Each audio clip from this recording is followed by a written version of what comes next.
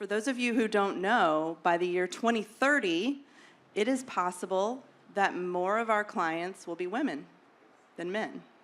And so I want to kick it off by asking each of you ladies, what's going on there? Why is that likely to happen? Why is this the destiny of wealth management that we'll be working with more women? I can kick us off. When we think about women, there are a lot of different categories that women are falling into now, more so than ever. We're seeing women that are maybe single, never married, women that are getting married later in life, women that are suddenly single. So there's a lot more women who are going to be receiving this great wealth transfer. I mean, we've all probably heard around $30 trillion is going to be moving to women in the next decade. So we're really seeing a lot of these different categories where women are just going to be able to catch that. And so having those, being able to take care of those women is something that we need to be focusing on this year. Yeah, so I don't know if any of you guys have seen, last week an article came out in CityWire, and it said women are going to control 2/3 of the nation's wealth by 2030. Are RIAs ready? And the short answer is no. So this is why we're having this panel, and hopefully you guys listen to our suggestions, and this is going to actually make you money. So anyway, so I've been talking about this wealth transfer, this big thing, for at least almost over 10 years for me. I was at United Capital pre-Goldman, and in 2015, I actually wrote a business case about this great coming wealth transfer shift. And I actually gave it to Joe Duran, and I got multi-millions of dollars from him, a check, to run women's leadership and to change the industry for women. So I've been talking about this for a really long time, and we were actually making some nice strides at United Capital. Unfortunately, we were sold, but that's the end. That's another story. Anyway, so. And Ashley, you're at Ellevest, which is the firm famously built by women for women. Can you talk a little bit about why we're facing this destiny of demographic shifts? Absolutely. You know, Sally Krawcheck is the founder of Ellevest, and her whole concept was that the retirement crisis is a women's crisis. We live longer, we take career breaks for aging parents and children. Unfortunately, our incomes peak sooner.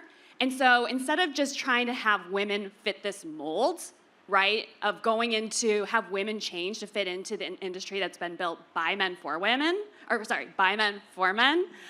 The idea is that we want to change the industry. We want to create something that is supporting women and honoring their differences. Maybe we can dive in a little deeper on some of the statistics about why this is happening. One of my favorite things that I ever heard Warren Buffett say was, think about all the success that we've had in our economy in the United States, and how for most of that history we did that with half of our population, right, the men.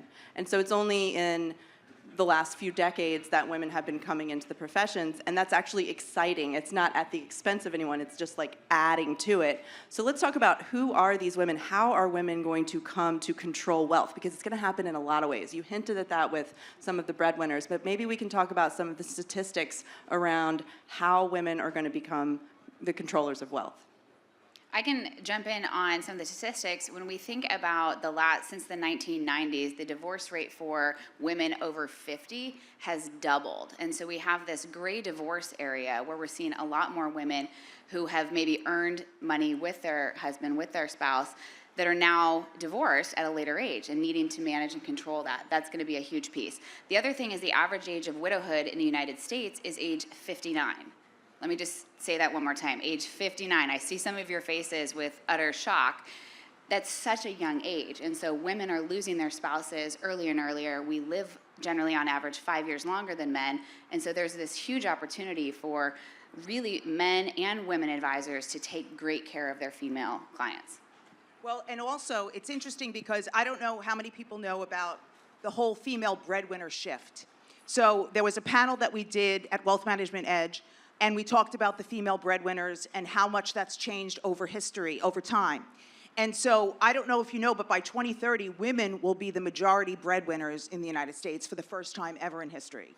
So that is a huge shift that's coming and happening right now as we speak, which is incredible. And then also on the entrepreneur side, women are starting businesses faster than men, and African American women are starting double the amount of businesses that men are starting right now. Just an incredible amount. So, you know, these are areas that you never traditionally thought of African American women or women as primary breadwinners. It's always, go back to the 70s, the 50s, you know, the June Cleaver sitting in the house and not doing anything except for making sure everything's great for the kids and the husband. This is totally changing. There's so many households where the women, the man could be working too, but the woman is making more money. So that changes the control dynamic. Yeah, absolutely. And one thing I'll point out too around the divorce statistic is we survey women on a regular basis. We want to understand where they're coming from. We want to make sure that we're creating something for them. And as we talk about this great wealth transfer, what we call the feminization of wealth at Ellevest, we actually found that when women inherit money, they are 25% of them are thinking about leaving their spouse as a result of that because they now have the means, right? Money is power in a lot of ways. It's the power to leave that bad job, start your business, leave that bad relationship. And so as we see women inherit, whether that's because they live 6 to 8 years longer and they're taking on the assets, their family assets, or whether it's an inheritance to the next generation, it's giving us choices, which is a powerful time. Yeah. So there's a lot of ways that these women are going to become our clients in the future. Let's talk about how the business is set up today and how it may not be properly, it's not set up for women, right? How is the wealth management today failing women? And without, not to go into why it's anybody's fault or that it's nefarious or anything, but why is our business not set up to serve women? Yeah. I can jump in on this one. I think this is exactly where we come from and what's important to us. And I agree, this was not an intentional, malicious type of structure, but when 86% of financial advisors are men, most of which white, maybe they built something that was designed for them, right? And we see it everywhere. We see it in the jargon. We see it in the symbol of the stock market is an anatomically correct bull. Like, we see it over and over again. And a lot of times people will try to cater to women. And they might make it pink, they might, try to have some sort of marketing initiative, but it has to dive deeper than that. It has to be reflective of where women are and what they want and who they are as individuals. So I want to talk about the language.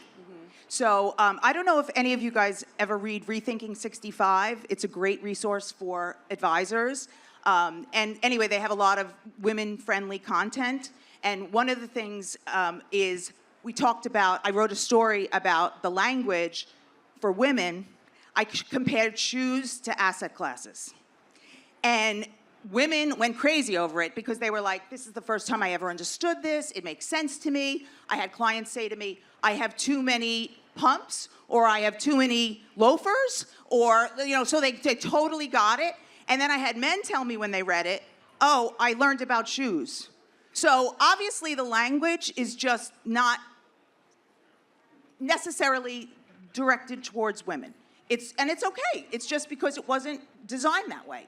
But that's what we're here to change. That's why we're here. I'm dying to know which asset class is the stiletto. I think the stiletto is high risk, high reward. So I think it's, let's see, high risk, high reward. It's emerging markets. I love it. venture. That is so creative. One of the things that I'll add, Blair, on that is to even zoom out further beyond just where we are in the industry today. And I think it starts with how people, women, children are learning about finances and learning about money, learning about wealth management. I have a bunch of young kids, 4 of whom are female, 4 daughters. And even for myself, growing up, I didn't learn about finance in school. I didn't learn about financial literacy. I didn't learn about money. I didn't even know what a Roth IRA was until I was out of college because I didn't study finance in college. I kind of fell into the industry. And so it's one of those things where even thinking about as parents or as you have children or family in your life, to be able to start educating kids specifically girls on just, hey, this is an awesome career. If we're thinking about, we talked a lot about talent yesterday in some of the sessions. It's how do you bring more women into the industry to maybe move the needle on that 86% statistic where more women can be involved in the conversation, more women can work with female clients if that's something that they're passionate about. But I think it starts, not just in the industry today, but really how do we start to kind of shift a whole generation to have a better understanding around money and how to support not only men and women in the industry. That's such a good point. Rock the Street Wall Street is an organization that provides financial literacy for high school girls. And they have the statistics that despite their capabilities in math, so many young girls around the age of 11 report hating math. And that's a socialization because it's only happening in Western cultures. And it's so important. And I have a son and a daughter, and I'm starting to think about, am I doing it too, right? The person whose life is about women and wealth, am I also just continuing these messages? So I think that's so clear. We've got to start early. I do want to talk a little bit about how that the language and how our business is set up. So one of my friends, Emily Hill, she writes Finance That Feels, which is a wonderful Substack newsletter. And she said that she polled her followers on Instagram and asked them, what is financial success to you? And the men answered with words like profit, asset accumulation, net worth, performance, things that you can see and measure. Makes sense. Women, however, tended to respond with words like empowerment, peace of mind, security, things that you cannot see and measure, but instead feel. So as we talk about the business has been set up with more of the male-centric language created but mostly by men for men as clients, how can we start to think about how to shift and better be prepared to serve women as clients in the industry? Anybody want to go first? I can jump in. I think, and you guys have alluded to this, like it starts at a very young age, right? And we look at what we tell our sons or our brothers, and it tends to be aggressive, climb the monkey bars, take risks.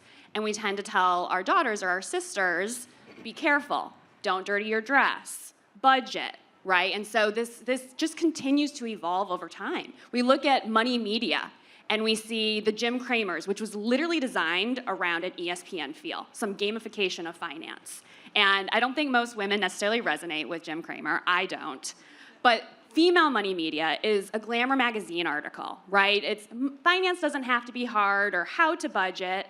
And so continuing to see this evolve throughout our adulthood needs to change, right? And having these conversations and not making assumptions about women, assuming that they just need more financial literacy. They do, but so do the guys, right? Or we say women are risk adverse, right? No, they're risk aware. I would say probably a lot of the women in this room were A+ students, right? We studied, we were diligent, we worked our tushes off to get to where we are today. And so when you apply that into a client meeting, right, where if you say, hey, what is your risk tolerance level? A guy might say, take an educated guess, or he might push through the jargon to just move forward. Whereas a female might say, you know what, that seems like a really important question. I need to go home, I need to read, I need to check off my to-do list before I come to this conversation. And so not making assumptions and being cognizant of the verbiage and the way that we're talking, I think is gonna help serve women better. So we were talking about this yesterday. There's a Merrill Lynch study. If you want the actual specific one, come to me afterwards. I'll give it to you. But a woman who has a financial advisor who's a woman is 28% comfortable with risk. A male advisor, if she has a male advisor, take a guess. What do you think? How comfortable is she with risk? 10. Who got that? Very good. You know the study. Or maybe it's a good guess. Anyway, so that's more than double. And that is 100% education, addressing their fears, listening to them, being a teacher, being a therapist, being a coach, being a friend, all of those things to them versus not even knowing your blind spots. I mean, one of the things we haven't talked about was we haven't talked about unconscious bias. And that is absolutely real. And if you don't know what it is, please look it up. Or just ask ChatGPT what it is. Because somebody asked ChatGPT, what does a financial advisor look like? And they came up with a picture of a man. And then she said, the woman who asked, what is a ChatGPT? What about a financial advisor with long hair. And ChatGPT came back with a picture of a man with long hair. So this is real. I think one of the things that I will add to that in kind of talking through how do you connect with those female clients who are going to be the majority of our clients in the future is really having an understanding of what's important to them. And so when I think about with the women that I work with, when I think about things that are important to me in the financial industry, it's really sitting down and working with someone that is authentic and wants to understand me, is taking the time to really understand who I am as a person, but then also understanding that I have a number of challenges that I am juggling. When we think about the layered challenges that women have, I mean, you talked about kind of the unconscious bias, I mean, bias in general, we're generally the primary caregivers of our children and our aging parents. And so the amount of things that we are working through in our mind on a regular basis is massive. And so being able to sit with someone, help you really dissect that, make it so that you can easily understand, here's what I want to do in a short period of time. Because I don't know about all the women in the room, but I don't have unlimited time to sit in like a 2 or 3 hour financial advising meeting. Like, I don't know who's doing that, but like, have us come in, be able to present the information in a quick way that feels authentic, but also knowing that we don't have a lot of time, and so we need to get that information in a concise way. We've touched a little bit on financial literacy and how women are more in tune to the internal than the external, and all of our language is external. We had a conversation yesterday about using behavioral finance tools to help women learn. How many of you incorporate behavioral finance into your practice? Okay. Carrie, you mentioned some of the games that you've played with women. Can you just talk about that and how that could be helpful? Absolutely. So, United Capital, we were really into games, and we called it gamification. And we had the Money Mind and Honest Conversations, and we used behavioral finance to make it super fun and easy to talk about with women. Women loved it. Our whole client experience was very female-friendly because of the behavioral finance tools. So now that I'm not at United Capital anymore, and I lost those tools, I said, I can't not do this with my clients.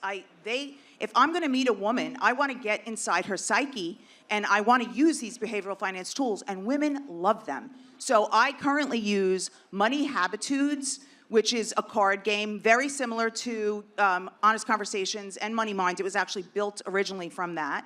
And there's another one called Data Points, which has hundreds of behavioral finance questionnaires. It's actually a little bit overwhelming, so you just should ask her, Sarah Fallow, which one should I use, and then which ones are the most used, and then you can narrow it down, and just see what your clients like. But women really makes them feel at ease, makes them feel comfortable, makes them feel seen and heard, and it's just so easy to get to know your clients with behavioral finance tools. One of the things that I'll add on that is when you're meeting with maybe a couple for the first time, you know, talking through those goals is really being intentional about drawing out the woman, drawing out the female. Oftentimes men will jump to the answer, you know, what are you guys here to cover today, or what's important to you about money? But really having the intention of going to both spouses to say, actually, I'd like to hear from you now. Okay, it's your turn. Go ahead. Like, let's share. And you really get a different story. You know, I love, you know, what was money like growing up for you? You know, and to like kind of not even just your earliest money memory, but like, and then the other things that I will talk through is like, what's important to you about money? You know, what is important? If you were to distill that down into one word, and really understanding that oftentimes those answers for a spouse are going to be very different. One of them like might be more on the, like you were talking about the words, you know, hey, I want growth, I want achievement, I want a big pile of money. And for women, it's going to be more, like you said, you know, security, peace of mind, choices, freedom. Exactly. Yeah, I love that. Well, let's talk a little bit about what women are interested in investing in. Ashley, you mentioned that it surprised you to the extent to which women are interested in aligning their values with their investments. Can you speak to that?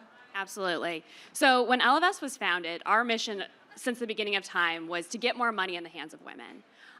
But one of the things that we really hold true to our core is understanding what they want. What are they looking for? And through all the conversations we had, a common theme came out of course, I want to have financial return. I want to know that variable, but I want to know what that means, right? Does that mean I'm on track to hit my personal goals? What does that mean towards how I'm impacting the planet or society? Because all of these things really come together. And I think women tend to realize more that where we spend our money, where we donate dollars, and where we invest is casting a vote in a lot of ways. And we don't necessarily think about this. And so we'll go through a health check with clients, and we'll actually look at how are you invested today? And is that aligned with your values? Is it neutral, or are you actually counteracting your values? And these become important conversations. The women that we work with, they tend to want to invest in those things that are important to them, whether that's investing in other women through venture or private debt. They want to invest in things like affordable housing and green energy. They really want to understand what they're investing in and what impact that they're making. So how many of you guys know what the bag lady fear is? How many people? Okay. So women have, more than 50% of women have the bag lady fear. And that fear is, I'm going to wind up penniless, homeless, and alone on the streets. And believe it or not, I actually have it too. And I actually am a Gucci bag lady, though, not just a regular bag lady. But anyway, so you need to address these fears with your clients, because this is what keeps women from investing. It keeps women from being comfortable with the markets. You know, I always say, I always hear these stories, my uncle's friends, whatever, lost all their money in the stock market. And I'm like, totally, it's a myth that keeps getting perpetuated down and down. And I'm like, not possible unless they invested all their money in Bernie Madoff, another Ponzi scheme, or a single stock that went bankrupt. None of that is happening when you're with us. When you're with a CFP. It's not happening. You're going to be in a well-diversified portfolio, and then you go through the Callan charts and the Ibbotson charts, and you show them, if you zoom out, there's never been a 10-year period where people have lost money in a balanced portfolio, ever in history, including the financial crisis. So if you can get them comfortable with that, I remember even speaking with a reporter, and she said, nobody ever showed me this chart. This chart makes me feel comfortable with the stock market. And I said, you're welcome. And along the values concept, Laura, you mentioned, and I've noticed this in my practice, women tend to be more philanthropic. And so do we all need to sort of up our game on advising clients about charity? Absolutely. I think when we look at women, women have a much higher likelihood of giving money away, being philanthropic. They also are more likely to be involved in the communities, whether that's school or their local charity that they're involved with. And so being able to educate your clients not only on the values-based investing portfolio, which I think every advisor should at least be able to speak to and direct that, but how can they better give money to the organizations that they're passionate about? I'm always surprised when people walk in and say, well, I just donated cash. And it's like, you have unrealized gains in your portfolio. Like, let's talk about a better way to structure that. I think that's the conversation where advisors, male and female, can really educate their female clients and their male clients on how to better give money to be more impactful for those organizations, whether that's through a donor advised fund or a number of different charitable options. But I think also tied to that is that legacy piece. Women do care about making sure that money is passed to the next generation or to the charity in the most efficient way. And so just being able to highlight that with your clients, I love what you said, like, let's level up, let's raise the bar for those female clients to be able to have a better conversation around philanthropic giving. And I would add, philanthropic giving is the great entryway into these values-based investing, right? Yeah. By having a conversation around philanthropic giving, it's something that a lot of clients are doing regularly. We can add some efficiencies, I'm sure. It deepens your relationship with them, but it also pulls out what's important to them. And so if you can take that information and then also apply it to the other aspects of their financial life, how incredible. Because a lot of people don't even necessarily know value investing exists or how it works, or they have the 1980s view of that you have to give up return in order to invest for impact. And that just isn't true anymore. And so being able to show them this and starting the conversation out with philanthropy, I think is powerful. Go ahead. Let's talk about retention for a minute. The statistics are pretty glaring. Widows, something like 78%, or really high percentage of widows will change advisors when their spouse dies. A lot of the younger generation who are inheriting wealth are changing advisors. This is a pretty diverse crowd, but there's many men in the audience. What are some of the things that we can be thinking about to try to retain wealth as it transfers from our existing clients into the hands of their female family members and heirs? So it was funny, this is related to women being referrers, sort of. So I'm going to go back to, we was talking about this yesterday. So do you know how many times women refer more than men? Does anybody know the stat? How many? 5 times. 5 times. Get this man a t-shirt. 5 times more than men. Do you guys, anybody, I'm going to really date myself now, but there was a commercial, Fabergé Organics it was Heather Locklear was in it, and it said, when I wear this shampoo, and then I told 2 friends, and they told 2 friends, and so on, and so on, and so on, and it was like 1,000 of referrers of Heather Locklear's face. But anyway, it was a super famous commercial. You can YouTube it, you'll see it. But the point is, women are incredible referrers. So not only are you losing, if you're a man and you're losing 70% of the women that are going to leave you when their spouse dies because you may not be female friendly, and you don't even know it, but you're also losing that incredible referral piece that's going to continue to give you over and over. One more thing, and then I'm going to shut up. But there's also a quiz in my book that's coming out. It's called How Female Friendly Is Your Practice? And you could see the blind spots that you don't even know that you have, but it's an incredible quiz. I didn't even write it. I took it from Kathleen Kingsbury, who gave it to me. And so anyway, I'm just giving a plug for that, because you don't know what you don't know, and it's okay. That's what we're here to educate you about. The thing that I'll add is focusing on different life stages of planning. And so you don't know when this suddenly single piece is going to happen. You don't know when someone might be going through a divorce or when they might lose their spouse. But being able to have different stages of planning for your clients and being able to talk about that proactively, whether you're with a couple or a single woman, being able to really say, I specialize and I can focus on these different areas, because our lives are not going to be linear. There's going to be these ups and downs, these peaks and valleys, where you want to let your female clients know that you can take care of them through every stage, whatever life might throw at them. That's, I think, the proactive piece that I would encourage all of you to have today is, not just necessarily about retention or in the future, but like, hey, I want to make sure that whatever comes your way, I will still be here. I am your advisor. So they don't even have a question of changing, because they know that you're going to take such great care of them. Okay, it looks like we have a few questions from the audience, so we've got a couple of more minutes. Let's see. This is from Anonymous. No, you don't have to put your name in. How do the financial goals and investment preferences of younger women, this is a good question, differ from those of older generations, as you've observed, because we don't have the data here, and how should we approach each group? I think, Ashley, you hit on this when we think about the values-based investing piece. Millennials and Gen Z are very focused on where their money is going to be invested in. So if you are not that you need to be a full ESG impact investing shop, but you need to at least have that capability for those younger clients who are coming in. And so that's something that I would really highlight. And the other thing is younger generations, millennials and Gen Z, do not want to wait until age 65 to retire. So being able to have conversations around how they can spend more money today and kind of have maybe a different approach to just this like 60, 65, end goal. I think being creative with how they can enjoy life both now and in retirement is something that we're seeing in the industry. And I think retirement even looks different for them, right? It's not this idea of, I just need to get to 60 and then I'm kicking my feet up and I'm relaxing, right? There's more of a desire to have work-life balance. There's a desire to, when you do retire, follow a passion, start a business. And so it's an evolving definition of what retirement looks like. But I would say, too, the sooner you can bring the children into the conversation, the better. Helping them get comfortable with money, maybe having family meetings. I think the sunsetting of the estate exemption next year is a great way to start this dialogue.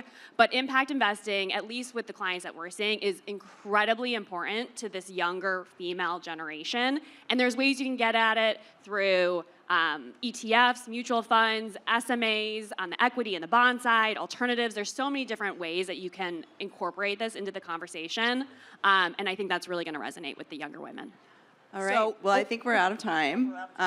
Yes, but thank you all. Ashley, Carrie, Laura, this has been so fun meeting you and having this conversation. And we'll stick around if anybody else wants to have a few questions afterwards. Thanks so much. Thanks for coming. Thank you.